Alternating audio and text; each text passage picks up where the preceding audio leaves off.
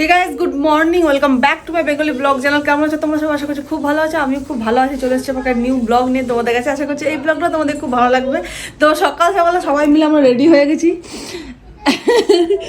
সকাল সকাল রেডি হয়ে গেছি যাওয়ার জন্য বাইরে। অ্যাকচুয়ালি হঠাৎ করে 1 ঘন্টার মধ্যে প্ল্যানিং হলো দীঘা যাওয়ার। তো এখন আমরা সবাই মিলে চললাম দীঘা। 12:10 বাবা বলছে 12:10। তো এখানে জামা কাপড়গুলো সব যেগুলো বাইরে মেলা ছিল সবগুলো তুলে রেখে দিয়েছি। সব প্যাকিং হয়ে গেছে আমাদের। এখন বেরোচ্ছি, 12:10 বেজে গেছে। 2টোর সময় ট্রেন আছে। তো এখন হাওড়া যাওয়ার জন্য সব এখন বেরোচ্ছি।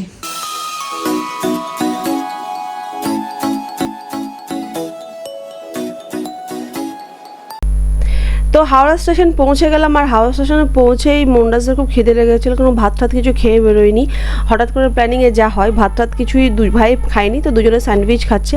দেন ট্রেনটা আমাদের চলে এলো। তো ট্রেনটা একটু লেট ছিল, বাট ঠিক মানে চলে এলো, আলটিমেট চলে এলো।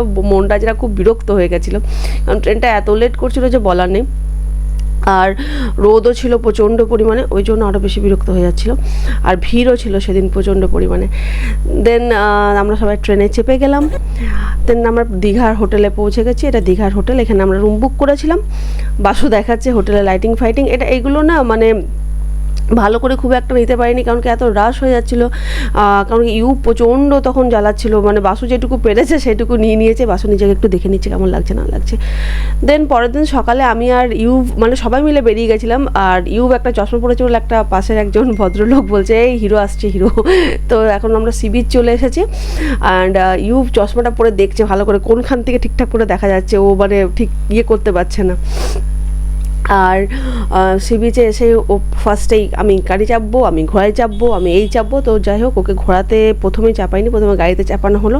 আর এদিকে মনরাজ করছে বদমাশি যে আমি ঘোড়ায় চাপবো ঘোড়ায় চাপবো। ভাইকে গাড়িতে চাপানো হলো। এই দেখো মুখে চকলেটটাকে ভরে নিল, স্টিয়ারিং ধরে নিল, যেন মনে হচ্ছে ওই গাড়িটা এক্ষুনি চালিয়ে নিয়ে চলে আসবে কলকাতা, এমন জোরে গাড়ি চালাচ্ছে বাবারে। তো যাই হোক, ও এখন গাড়ি নিয়ে চলে গেল নিজের ডেস্টিনেশনে। মানে কয়েকটা পয়েন্ট ঘোরাবে আর তারপরে ও ফিরে যাবে, ঠিক আছে। বাসু যাচ্ছে ওর পেছন পেছন। এদিকে মন্ডাজও ঘোড়ার মধ্যে চেপে গেছে আর আমি একা একা দাঁড়িয়ে আছি। কারণ আর তারপরে মন্ডাজ চলেও এলো, কারণ কি খুব আর বাসু নিয়ে নিচ্ছে এখন গোটা 20টার ফটোটা।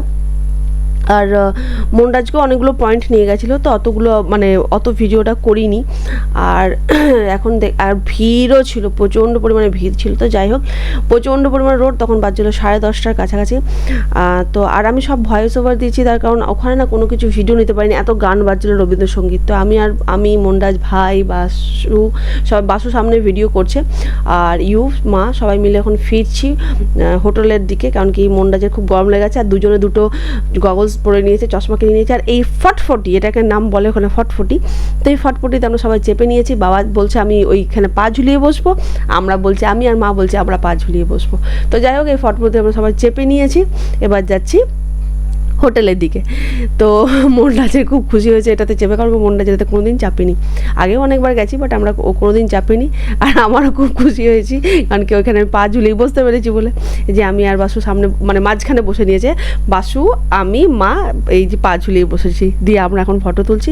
দিয়ে খুব জোর খিদে পেয়ে গেছে। ওখানে ভরপেট বলে একটা খুব ভালো রেস্টুরেন্ট আছে, তো ওখানে খেতে চলে এসেছি। তো এটা একটা ভেজ থালি নিয়েছি, মানে ইউ আর মন্ডাজের জন্য আর মায়ের জন্য।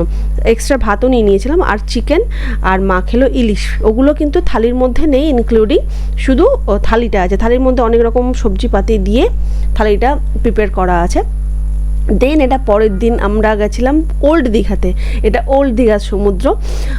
তো এটা ওল্ড দীঘা আর্লি মর্নিং একদম, এটা এখন বাজছে 7:30। দারুণ লাগছে সমুদ্রটা দেখতে। তো আমরা চলে গেছিলাম ওল্ড দীঘা, কারণ কি মন্ডাজ বলছে মাম্মা নিউ দীঘা ওল্ড দীঘা সবার কাছে শুনছে। তো যাই হোক, তো মন্ডাজদেরকে ওল্ড দীঘা দেখাতে নিয়ে চলে গেছিলাম। আমি ইউ মন্ডাজ সবাই মিলে চলে গেছিলাম ওল্ড দীঘাতে দেখাতে। দেন মানে যেদিনই ওল্ড দীঘা গেলাম সেদিনই আমরা 10টার সময় মন্দির চন্দ্রপুর বলে একটা জায়গা আছে দীঘার ওইখানে, সেখানে চন্দ্রেশ্বর মন্দির আমরা গেছিলাম টেম্পল। মা বললো যে না আমরা যাব, আমি যাব, মা উপোস করেছিল, তো আমি আখের শরবত আর মিষ্টি খেয়ে ফেলেছিলাম। তো যাই হোক, তো আমি গিয়ে শুধু প্রণাম করলাম, ওখানে দর্শন পুজো, ওখানে তো আর পুজো দেওয়ার কিছু ইয়ে নেই। তো যাই হোক, পুজো টুজো আমাদের হয়ে গেল। মা ভেতরে এখনও ঢুকে আছে, কারণ কি আমি সামনে ছিলাম, তো আমি তাড়াতাড়ি বেরিয়ে গেছি, তারপরে মা ছিল বলে মা তারপরে ইয়ে করছে। আর ভাই আর মৌরাজ এখন কেনার জন্য ঝগড়া করছে, আমি এটা কিনবো, ও বলছে আমি ওটা কিনবো, কারণ ওখানে অনেক ছোটো বাচ্চাদের জিনিস ছিল। আর ইউবকে একটা কটন ক্যান্ডি কিনে দিয়েছি, তো সেটাকে নিয়ে ওটাকে নিয়ে ঘুরে ঘুরে বেড়াচ্ছে। এটা চন্দ্রেশ্বর টেম্পলটা গোটাটাই, ঠিক আছে। ওইদিকে একটা পুকুরও আছে, যেখানে সবাই মাথায় জল নিচ্ছিল, স্নানও করছিল অনেকে। এটা মন্দিরটা এখানেই সামনে গিয়ে দেখতে হয়, মানে ভেতরে যাওয়ার জায়গা আছে, মানে ভেতরে ঢুকে এখানেই পুজোটা দিতে হয়। তো এই মন্দিরটা হচ্ছে কিন্তু ভোলে বাবার টেম্পল, মানে ইয়ের নয়, জগন্নাথ ধাম নয়, কিন্তু এটা কিন্তু ভোলে বাবার টেম্পল। তো এখানে পুজো দেওয়া ঠাওয়া হয়ে গেল, ভাই মা পুজো দিয়ে বেরিয়ে চলে এলো। আর মনরাজের এখন খুব আনন্দ হচ্ছে, ওকে কটন ক্যান্ডি বলেছে আমি কিনে দেবো। আর এটা বাইরের গেটটা, আমরা সবাই বেরিয়ে চলে এলাম হোটেলে যাওয়ার জন্য। এই যে এটা গোটাটাই গেটটা এমনিভাবে সাজানো ছিল।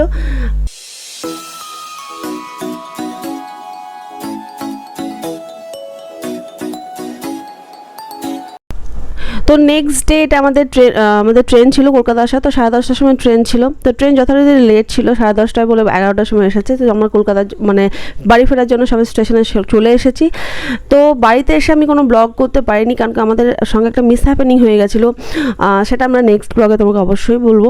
তো এখনকার মতো এই ব্লগটা এন্ড করছি। ব্লগের মধ্যে কিছু ভালো লেগে থাকে তো please do like, share, subscribe. খুব ভালো থেকো, খুব পজিটিভ থেকো। আজকের মতো টাটা, বাই। দেখা হচ্ছে একটা নিউ ব্লগ নিয়ে তোমাদের সঙ্গে।